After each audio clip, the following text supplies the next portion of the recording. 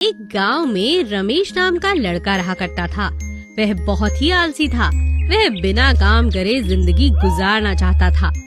एक दिन उसे सोता देख उसकी माँ उस पर जोर से चिल्लाई। सूरज सर पर आ गया, मगर इसका उठने का मतलब ही नहीं।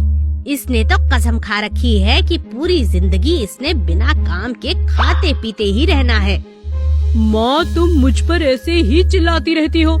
जब समय आएगा तो काम कर लूँगा। तभी वहाँ रमेश का दोस्त सुरेश आ जाता है और रमेश उसके साथ घर के बाहर चला जाता है। दोनों दोस्त एक पेड़ के नीचे बैठ जाते हैं। अंधेरा होने पर उन्हें पेड़ से आती हुई रोशनी दिखाई देती है। तभी वहाँ बैठा उन्हें एक महात्मा दिखता है। यह रोशनी इस पेड़ के पीछे बने जादुई घर से आ रही है। इस घर में जो चला जाता है उसे आराम मिलता है और कभी काम नहीं करना पड़ता।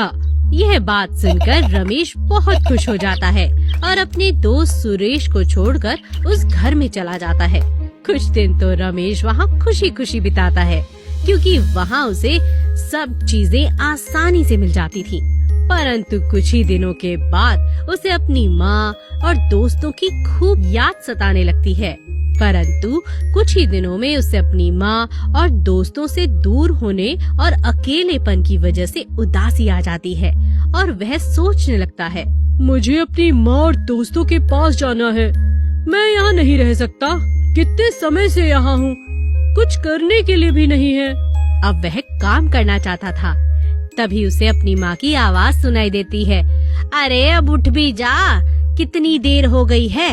रमेश समझ जाता है कि वो नींद में था और एक अच्छा सपना देख रहा था। जब रमेश की नींद टूटती है तो उसे पता चलता है कि वो एक सपना देख रहा था, लेकिन उसे इस बात की समझ आ चुकी थी कि बिना परिश्रम के कभी खुशी हासिल नहीं होती।